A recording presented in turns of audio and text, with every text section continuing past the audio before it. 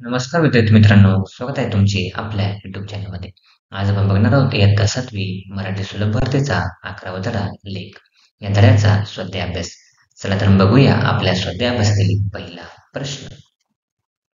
प्रश्न पहिला आहे, खालील प्रश्नांची 1-2 वाक्यात उत्तरे लिहा. त्यातील एक आहे, लेख घरी नसताना कवयित्रीची अवस्था कशी होते? उत्तर आहे, लेख घरी नसते तेव्हा कवयित्रीच्या मनाला तिची अतोनात ओढ लागते. ती नसताना वेळ स्तब्ध होते आणि मन उदास होते. 2 आहे, कवयित्रीने लेखीला बोलकी चिमणी का म्हटले आहे? उत्तर आहे, कवयित्रीची लेख घरभर हसत खेळत राहते. चिमणी जशी चिवचिवत राहते तशी लेख सारखी बडबडत असते, म्हणून कवयित्रीने लेखीला बोलकी चिमणी म्हटले आहे. 3 आहे, कवितेतील लेख केव्हा रुसून बसते? उत्तर आहे, कवयित्री जेव्हा लेखीला थोडीशी रागावते तेव्हा लेख रुसून बसते. प्रश्न 2 आहे, खालील आकृत्या पूर्ण करा. कवयित्रीला जाणवलेली लेखीची विविध रूपे. पहिला आहे तांबडे कुंदन, दुसरा हिरवे कुंदन, तिसरा पाकळी, चौथा झाडाची पालवी, पाचवा झाडाची पालवी आणि 6वा बोलकी चिमणी. पुढे आहेत लेख घरात असल्याचे कवयित्रीला जाणवणारे फायदे. पहिला आहे कशाची पर्वा वाटत नाही.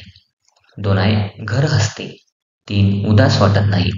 4 सकाळची आशा वाटते आणि रोज समयी भेटते आणि लास्ट सगळी काळजी मिटते. प्रश्न 3 आहे, तुमची लाडकी ताई घरात नसले तर तुम्हाला काय वाटते ते थोडक्यात सांगा. आपण चॅनल नवीन असाल चॅनल सबस्क्राईब करा, व्हिडिओ लाईक करा, व्हिडिओ जास्तीत जास्त शेअर करा.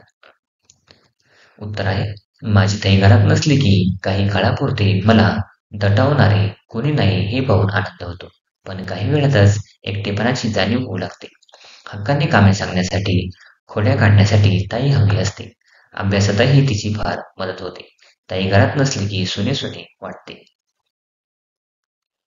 प्रश्न 4 आहे, पाठ क्रमांक 2 ते पाठ क्रमांक 11 याप्रमाणे आलेल्या नवीन शब्दांची शब्दकोशाप्रमाणे मांडणी करा. तर विद्यार्थ्यांनो, तुम्हाला हे स्वतः करायचे आहे. पुढे आहे खेळूया शब्दांची. त्यातील अ आहे, कवितेतील शेवट समान असणारे शब्द लिहा. उदाहरणार्थ कुंदन आणि गोंदन. आपण चॅनल नवीन असाल चॅनल सबस्क्राईब करा आणि व्हिडिओला जास्तीत जास्त शेअर करा. उत्तर आहे, पहिला आहे कुंदन चंदन, त्यानंतर मनाची घराची, 3 मिटते पेटते, 4 उरास उदास, 5 हसते बसते, 6 करू नये रुसू नये, 7 कळते लागते, 8 आहे भाषा आणि आशा. पुढे आहेत खालील चित्रे पाहून आपल्या भावना व्यक्त करणारी वाक्य लिहा. पहिला आहे, ओहो ससा पळाला. सेकंड, वाह खूप सुंदर. 3 आहे, अरे रे ठेच लागली. पुढील प्रश्न आहे अ, आपल्याला लहान झालेले पण इतरांना वापरता येतील अशा कपड्यांची तुम्ही काय करता?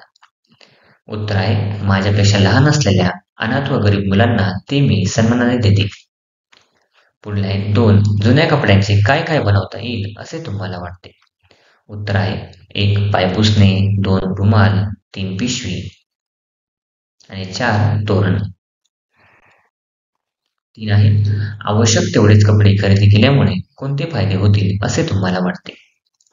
उत्तर आहे, आवश्यक तेवढेच कपडे खरेदी करावे म्हणजेच व्यवस्थित व मनपसंतपणे वापरता येतील.